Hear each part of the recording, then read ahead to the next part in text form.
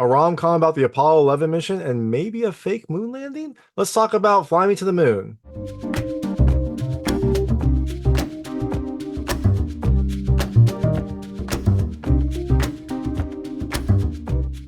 Hey everyone, it's David Stark from Watcher Pass, and I'm here to talk to you about Fly Me to the Moon, which is coming to theaters on July 5th, 2024. It is a rom-com with some historical context about the Apollo 11 mission, the first manned mission to the moon, or maybe some of the things that happened to get the mission going and some of the conspiracies about the actual moon landing itself. So, is this worth your time? Is this movie worth it? Well, my hot take is I definitely think you should watch it. It is just a really fun, enjoyable rom-com. It has a great cast, it has a really wonderful style with some great pops of color. It is funny, it is cute, and it has a little bit of a historical context as well. So I definitely think you should check it out. I really enjoyed it. I had a lot of fun in it. And so if you want something happy and bright and beautiful, definitely check it out. So all that being said, I'm going to tell you a little about the film, a few things I liked, a few things I didn't like.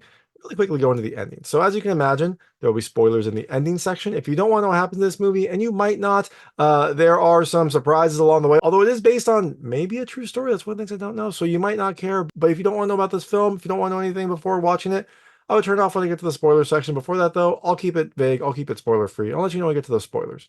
So in Fly Me to the Moon, you have Kelly, a marketing exec in Manhattan, who is recruited to go to NASA to help the agency drum up its PR, drum up some support, and get the funding it needs to get the Apollo 11 mission. Everyone wanted to go to the moon. Everyone wanted a manned person to the moon. No one wants to pay for it. What do you need? You need some marketing. You need some PR. While she's there, she meets Cole, a flight director for NASA, kind of a very smart but kind of like closed off person. And as you can imagine, their personalities and their goals don't always mix, but are they going to be able to put it aside for the greater mission? And it's a rom-com. What about the romance? Well, you have to watch the movie to find out. So, things I liked about this movie. The first, I love the cast. It is a fantastic cast. You've got Channing Tatum, you've got Scarlett Johansson, Ray Romano, Woody Harrelson. You really just can't beat it. They are all really wonderful. They all play really fun characters, and it is just a wonderful thing to see. And also, you have Colin Jost. Colin Jost jumps in for a small role, which is really fun to see as well. Scarlett Johansson produced this movie, so it makes sense that Colin would kind of jump in for a little scene.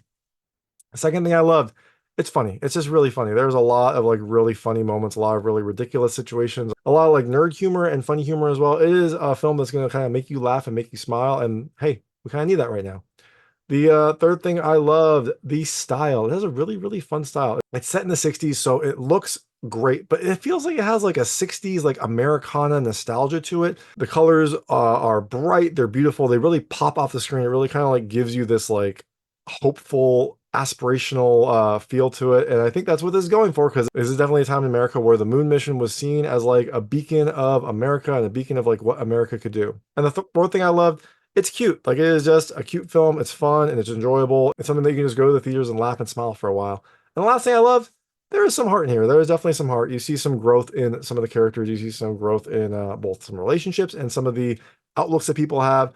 You wouldn't have a rom-com if you didn't have both comedy and heart, and this film definitely has it. So, all that being said, things I didn't love as much about this movie. The first, is it real? I don't know. It deals with like a kind of major conspiracy theory. I feel like there is probably some truth to that, but you don't get that from the film. You don't get any sort of like post-credit scenes. You don't get any sort of like things where it shows you, who these real people were, if the story was even real, if there's anything about this was real. I wish it had that. I always like it when movies that are inspired by true events have at least some grounding. And so I feel like there are aspects of this film that are true. Maybe they can't deny, maybe they can't confirm anything about it, but it feels like it would be nice to have some sort of better sense of how real this movie was.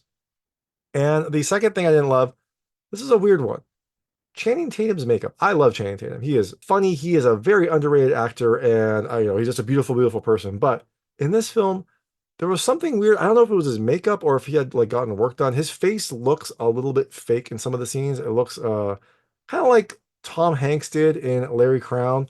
It just, I don't know if he had work done or what, but his face doesn't look quite right in this movie. And it's weird. It's a weird thing to notice, but Channing Tatum's in it a lot. There are a lot of close-ups of him, and it looked off throughout. So I don't know if it was just the makeup that happened. I don't know if he is like starting that process to try to preserve his youth, and it's going to end up backfiring in the future. We will see, but for some reason, he just didn't look right in this film. So, all that being said, Fly Me to the Moon is coming to theaters on July 5th, 2024. Like I said, I definitely think you should watch it. I really enjoyed it. It was just a fun, enjoyable experience. I saw a lot of horror in this movie, which I enjoy, but this was a different type of enjoyment. This is a smiley, happy, cute, fun enjoyment where you leave the theater just kind of like feeling good. So definitely check it out when it comes to theaters on July 5th, 2024. And I'm going to go into the ending right now. So if you don't know what happens in this movie, I would turn off now because there will be spoilers. So this film is set in the 60s. It's set during the space race where the US was losing the race to Russia. Russia was first in space with a satellite. They had Sputnik. They were the first to kind of get men into space. And the US set the goal of we are going to send someone to the moon.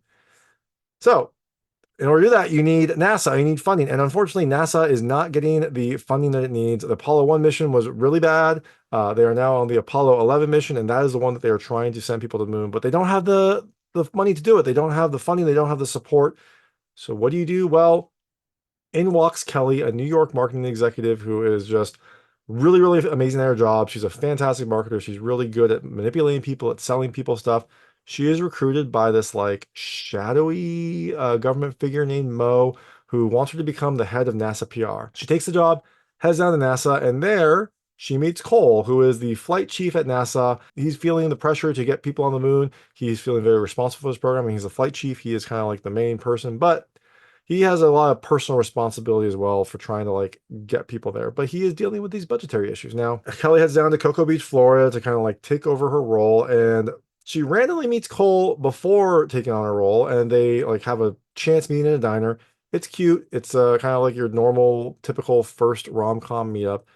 And then Kelly sees Cole at work the next day, and then you get the next part of the rom-com. Their personalities do not mesh. Cole is a very like no nonsense, do the work, get your head down, get it done. Kelly is, a dreamer. She has all these ideas to help NASA's PR, but that doesn't necessarily mesh with how Cole wants to operate. They are behind schedule. They are working very hard. He doesn't want any of these distractions. So, as you can imagine, they start off buttonhead. Do they get closer? Well, I don't know. Let's find out now. One of the things that he doesn't like is that Kelly wants, a more public face of NASA. And so she wants to get engineers to do interviews, but the engineers aren't interested. They are a little bit awkward. They don't want to be in front of the camera. So she hires actors to play the NASA engineers and like use their stories to generate PR. And it's very, very successful. They even have like a like Cole actor come in who looks very much like Channing Tatum. That was a really funny scene when you see them together. But Cole doesn't like this. Cole doesn't like lying to the American people, but they have to get some press. They have to get some good press to get people behind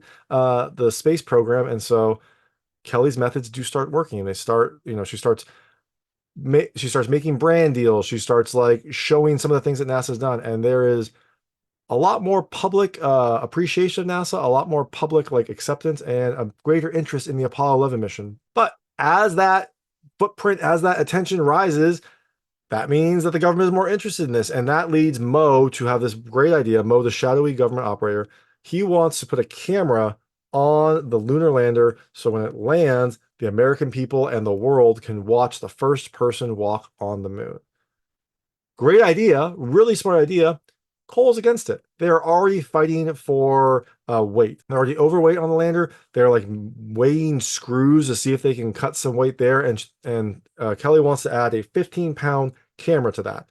So Cole fights back against it. Cole doesn't want to do it, but the president wants it, and so it's going to happen. They also have funding issues. They need some more funding to kind of like get this project going. There's a bill in the Senate, but there are 3 votes short, so they have to convince some senators to get behind it. One of those senators is Colin Jost, Scarlett Johansson's husband. So that was a really funny scene, but they do eventually get those 3 senators bought in through, appealing to their egos and various NASA visits. But one of the conditions of one of the senators' votes was that Cole does an interview. And at that interview, because of some underhanded interview questions about the Apollo 1 mission, Cole loses his cool. It's fine. They agree to shelve the interview because they weren't supposed to ask about that. But that means the senator is no longer behind them. So they're 1 vote short. They don't have the money. Also, Mo is starting to get a little bit more nervous about this mission, probably because of the funding, probably because they're not sure. So he sets up this new project, Project Artemis, that he tasks Kelly with doing. Kelly has to set this whole thing up in secret because she can't have any of the other NASA engineers knowing. It's the plan to create a fake moon surface and film the moon landing from America, from the Earth. just as a backup, just in case the camera doesn't work. He's worried that the camera might not work. And so they want to have a way to do it because this is now becoming a bigger and bigger thing as more and more eyes are on it. So they saw that funding issue. Cole reaches out and gets a meeting with one of the Louisiana senators who is a holdout. Cole is a former Air Force pilot, so he flies him and Kelly over to Louisiana. They get there, they have dinner with the senator, and at the dinner, one of the things that like Kelly has done in the past is she will like she's almost a chameleon. Like if a senator is from Louisiana, she'll like take on a Louisiana accent and like know about that. If a senator is from Tennessee, she'll like be in a similar state, things like that. She does things to kind of like ingratiate herself. Now, when Cole is there at dinner, he is talking to the senator, and this senator is very religious. And Cole kind of plays on the religious aspect of the senator and talks about how like science and NASA and being in space has brought him closer to God, which was a really beautiful like speech. It was like a nice like interchange between him and the senator. And after, Kelly is like, "What do you like? What do you do? Like that was really good. That was great, but like you told me you didn't want to lie or something like that." And Cole's like, "I wasn't lying. Like sometimes you can win people over by just being yourself." So that was a really cute scene. It was really fun to see like Cole come out of his shell and help for the cause. And then on the flight back, they have a lovely flight back from Louisiana. They land. Cole helps Kelly down from the airplane, and I think it's a P-51 Mustang, a classic. Um, he's helping Kelly down from the plane, and they get close, and then they kiss. They have their first kiss. They finally kiss. There's been a lot of tension between them, but they finally kiss. The rom-com can continue. So later they find out the senator voted, so they've got the funding. They've got the funding to do this. The moon mission is going to continue, and everything seems great. Well, sort of. As the launch approaches, Kelly doesn't like the deceptions. She likes seeing Cole being genuine. She likes the idea of like getting behind something she believes in. And so she doesn't want to do Project Artemis anymore. She doesn't want to do this moon landing piece. She tries to leave, she tries to quit, but Mo meets her at the airport and basically tells her that she needs to see it through. Like he threatens her essentially that if she doesn't see it through, certain things about her past are going to come out. And we don't know what those are, but we know that Kelly has kind of a checkered past. And so this kind of like puts some pressure on Kelly to stay. And then she opens this gift that she received from her assistant. Her assistant like gave her a gift for the moon launch. She gave it to her in advance. And so Kelly opens it up, and it's a flip book of like various people that we've met along the way, various NASA engineers looking like really happy, really sweet. And she is like, and it kind of like drives home, that she wants to do this for these engineers. She wants to do it to like get these people happy. She wants to like see it through. So she doesn't leave. She ends up coming back and she continues on her work. But she doesn't want to have this deception anymore. So she tells Cole, and Cole is very hurt by this. Like their relationship was getting better. They were getting closer. He's hurt that this whole thing exists, but he agrees to help. But after that, he says, like, I don't want to have anything to do with you after that. Will that hold true? Well, we'll see. But with Cole and a couple of some trusted NASA engineers, they're able to like work the system. They have a switch that allows them to switch the feed in the kind of like moon landing room to show what is being recorded in that room. So even if they're broadcasting the view from space in the moon landing room, it'll look like they're broadcasting what is being filmed. So everything seems to be working out. But no, there's something else that happens as the launch gets even closer. Mo tells her that this is now like an issue of national security. Like they have to succeed. They have to show a moon landing. And so because of that, he has disabled the camera on the NASA shuttle and is now only going to do the moon feed. The only feed is going to be from Project Artemis, and that they'll have the audio from the shuttle, but the video will all be from Project Artemis just because this is too big of a thing. They can't fail. Well, Kelly doesn't like this, as you'd imagine. She tells Cole, and they quickly try to fix this. They, with those same NASA engineers, they realize that they can maybe use a piece from a television. So they have to go get that television. This is launch day. NASA is a big thing. This is a big mission. Everyone's behind it. And so there's a ton of traffic. Cole can't go to do it. So Kelly decides that she's going to take the lead and she's going to go help these kids get this TV.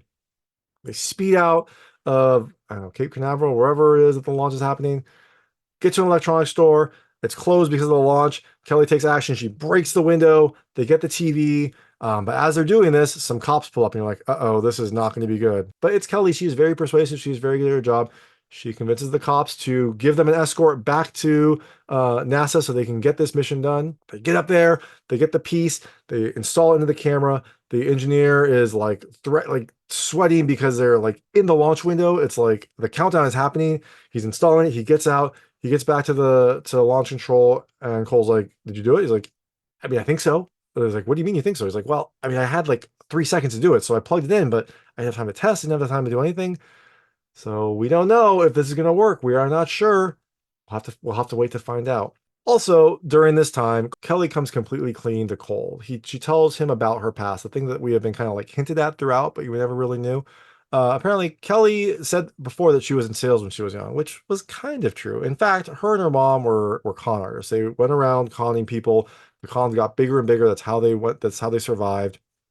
And eventually, someone that they'd gone pulled a gun on them, and Kelly's mom pulled a gun out and killed the person. So that landed Kelly's mom in prison, and Kelly ran. Kelly ran. She forged some documents. She kind of like created identities. She got by until she went to New York and got into marketing. And then she found out that, like, essentially, Collins were her business, and she was really, really good at it. So she kind of stayed there for a bit. But now that she's at NASA, now that she's been doing this, she likes being behind something real. She likes being behind something she believes in. So she wants to like stay and see this through. So now that the camera is maybe fixed, we don't know. The launch happens, it goes successfully, it gets up into space, and eventually we see the moon landing. The lunar lander touches down on the moon.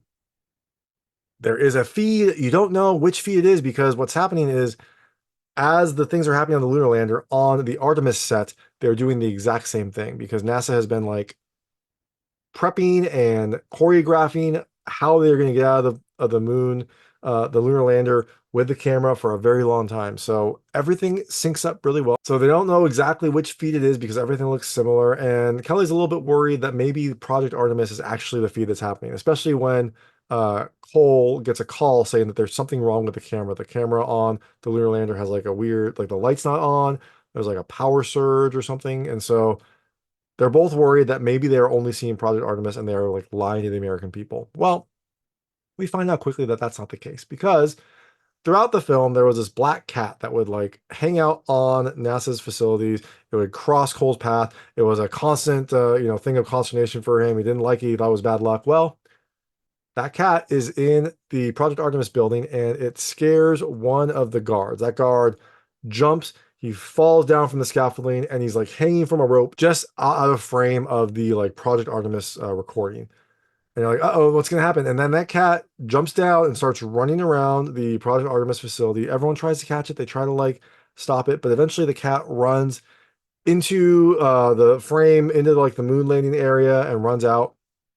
But wouldn't you know it, the feed that we see is the actual, it doesn't show any of that. It doesn't show any of the chaos. It doesn't show anything that's happening. It is the actual feed for the moon landing. Their repair was correct. Their repair worked. Everything is fine. And Mo is actually happy, even though Kelly defied him, even though Kelly did what, even though Kelly like tricked him. He's happy that she did, because that would have been an even bigger disaster to have a cat run across the moon landing. So everyone's happy. Everyone's happy. The people at NASA are in awe, like seeing the moon, on TV up close. It was one of those things that they were all against having the camera there, but now that the camera's there, they realized it was actually a really great idea. It was a really smart idea. It was something that kind of like got the American people behind everything, got the, captured the attention of the nation and the world.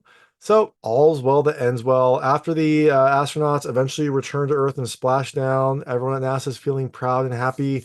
They all celebrate. Cole goes up to Kelly and says, I never did catch her name, because her name was actually Kelly. She created a bunch of personas after her checkered past. And she tells him it's Winnie. And he smiles. They kiss. He asks if that kiss was fake. And she says, no, that felt very real. And that's the movie. That is Fly Me to the Moon. Like I said, I enjoyed it. It was just a lot of fun. It was a really, really cute movie. It was just a really fun movie. Is this real? Well, I'll probably have to read a little bit to find out. Let me check really quickly to see. So some quick reading. I don't know how accurate it is. It said that the whole fake moon landing, like soundstage thing, was not real. So there we go. I wish that there had been something about that at the end of the movie. But all in all, it was still a fun movie. It kind of mixed the real life Apollo 11 story with some conspiracy theory, which, hey, why not? It was still entertaining, it was still fun, and it is still just an enjoyable movie. So that is Fly Me to the Moon. It's coming to theaters on July 5th, 2024. Like I said, definitely check it out when it comes to theaters. It is just a fun movie experience. And if you do check it out, let me know what you think. Let me know what you liked and didn't like. I would love to hear it. And thanks so much for watching. If you like this review, please like and subscribe to this channel. It helps me out a lot. Make sure all my new content goes straight to you. Thank you.